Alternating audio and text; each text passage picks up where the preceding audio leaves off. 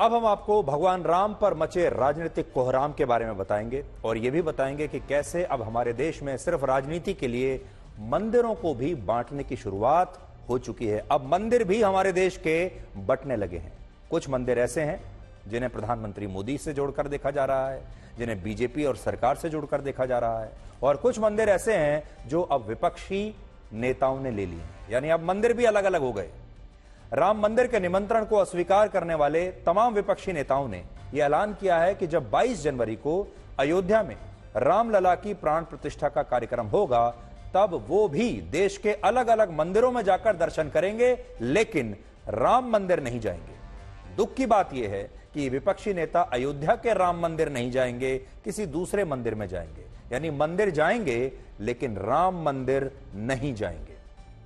22 जनवरी को राहुल गांधी असम के लोखरा में स्थित शिव मंदिर के दर्शन कर सकते हैं। उद्धव ठाकरे 22 जनवरी को ही नासिक के कालाराम मंदिर के दर्शन करेंगे और यह वही मंदिर है जहां से 12 जनवरी को प्रधानमंत्री मोदी ने अपने 11 दिनों के व्रत अनुष्ठान की शुरुआत की थी। तो अब उद्धव ठाकरे वहां जाएंगे। ममता बनर्जी भी उस दिन यानी 22 जनवरी को कोलकाता के कालीघाट मंदिर जाएंगी और इसके बाद वो कोलकाता में ही एक मस्जिद, गुरुद्वारे और चर्च में भी जाकर वहां लोगों से मिलेंगी, क्योंकि उन्हें अपने आप को धर्म निरपेक्ष साबित करना है। उन्हें बताना है कि वो सेक्युलर हैं। और सबसे बड़ी बात हमारे इन तमाम विपक्षी नेताओं के मन में जो घर कर चुकी है वो ये है कि उन्हें ऐसा लगता है कि अगर वो मंदिर गए, अगर वो राम मंदिर गए या किसी भी मंदिर गए, तो दूसरे अल्पसंख्यक समाज के जो लोग हैं, उनके वोटर हैं, वो नाराज हो जाएंगे। इसलिए ये सब बैलेंसिंग एक्ट करते हैं। बैलेंसिंग एक्ट क्या है? जिस दिन अगर मंदिर जाएंगे तो उस दिन मस्जिद भी जाएंगे, फिर उस दिन चर्च भी जाएंगे, उस दिन गुरुद्वारे में भी जाएंगे और लोगों को बताएंगे, जैसे कि वो ये कह रहे हैं एक तरीके से मंदिर जाने पर एक तरीके से माफी मांग रहे हैं, या मंदिर जाने पर लोगों से ये कह रहे हैं कि नहीं नहीं, मैं मंदिर नहीं, मैं तो सब जगह जाते हैं। तो ये जो बैलेंसिंग एक्ट है इसे भारत की जनता देख रही है और ये सारे विपक्षी जो दल हैं अब ये कह रहे हैं कि मंदिर तो जाएंगे हम, लेकिन राम मंदिर नहीं जाएंगे।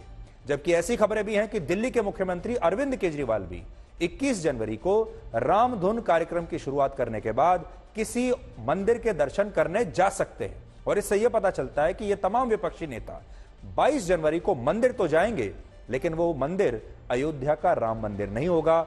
और इससे आप समझ सकते हैं कि सिर्फ राजनीति करने के लिए हमारे देश के कुछ विपक्षी नेताओं ने कैसे अब मंदिरों को भी बांट दिया है। एक सरकारी मंदिर है राम मंदिर, उसे सरकारी बना दिया है और बाकी विपक्ष ने अपने अपने मंदिरों को बांट लिया है।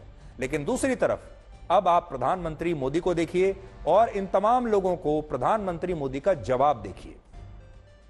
अयोध्या में रामलला की प्राण प्रतिष्ठा के लिए प्रधानमंत्री मोदी 11 दिनों का व्रत अनुष्ठान कर रहे हैं और इस दौरान वो हर रोज भगवान राम से जुड़े किसी न किसी मंदिर के दर्शन कर रहे हैं। और आज भी केरल में उन्होंने 2 ऐसे मंदिरों में धार्मिक अनुष्ठान किया जिनका संदर्भ राम कथा में मिलता है।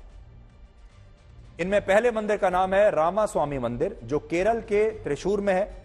और ऐसी मान्यता है कि इस मंदिर की स्थापना रामायण काल में स्वयं भगवान श्री राम ने की थी। और यह रामास्वामी मंदिर उसी नलम बलम समूह का हिस्सा है जिसमें कुल 4 मंदिर आते हैं और ये चारों मंदिर भगवान राम, लक्ष्मण, भरत और शत्रुघ्न के हैं। और प्रधानमंत्री मोदी अपने व्रत अनुष्ठान के 6ठे दिन आज इसी मंदिर में पूजा अर्चना कर रहे थे। तस्वीरें आप देख लीजिए। और इससे पहले उन्होंने केरल के गुरुवायूर मंदिर के भी दर्शन किए, जो भगवान श्री कृष्ण के सबसे प्राचीन मंदिरों में से एक है और यह मंदिर 5000 वर्ष पुराना माना जाता है।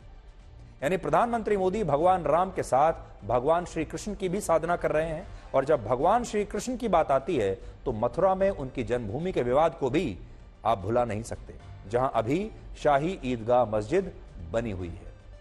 इससे पहले 12 जनवरी को जब प्रधानमंत्री मोदी के व्रत अनुष्ठान का पहला दिन था, तब उन्होंने नासिक के कालाराम मंदिर के दर्शन किए, जिसकी ऐसी मान्यता है कि वनवास के दौरान भगवान राम, लक्ष्मण और सीता जी ने इसी मंदिर के स्थान पर लंबी अवधि तक निवास किया।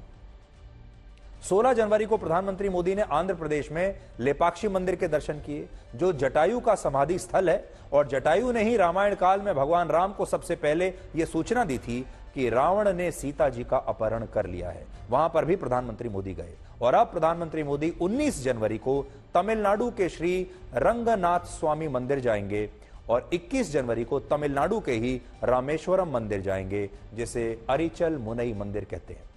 ऐसा माना जाता है कि यह मंदिर उसी स्थान पर है जहां से भगवान राम रावण का वध करने के लिए लंका गए थे। और श्री रंगनाथ स्वामी मंदिर के लिए कहा जाता है कि भगवान राम ने इस मंदिर के स्थान पर विभीषण को भगवान रंगनाथ स्वामी की प्रतिमा भेंट की थी।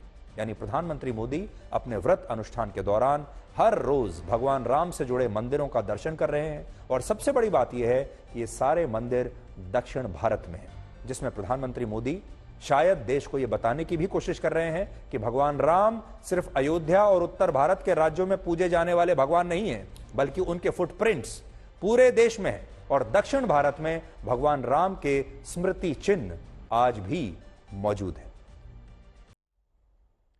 इससे पहले देखिए, एक बड़ा अंतर यह है कि इससे पहले हमारे देश में जितने भी प्रधानमंत्री हुए हैं, उन्होंने अपने हिंदू होने पर ऐसा गर्व कभी नहीं किया और अपने हिंदू होने पर वो हमेशा एक तरीके से बैकफुट पर रहा करते थे।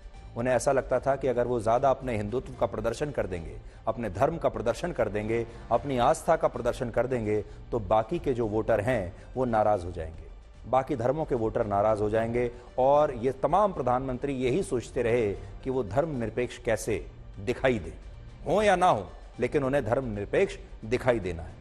लेकिन अब बड़ी सच्चाई यह है कि भारत बदल चुका है। ये नया भारत है, भारत का समाज बदल चुका है, भारत के लोग बदल चुके हैं। और अब निरपेक्षता की वो जो पुरानी परिभाषाएं हैं, अब वो नहीं चलेंगी। और इसीलिए प्रधानमंत्री मोदी पूरे गर्व के साथ पूरे देश को अपनी आस्था के बारे में बताते हैं और बताते हैं कि उन्हें अपने हिंदू होने पर, अपने मंदिर जाने पर गर्व है।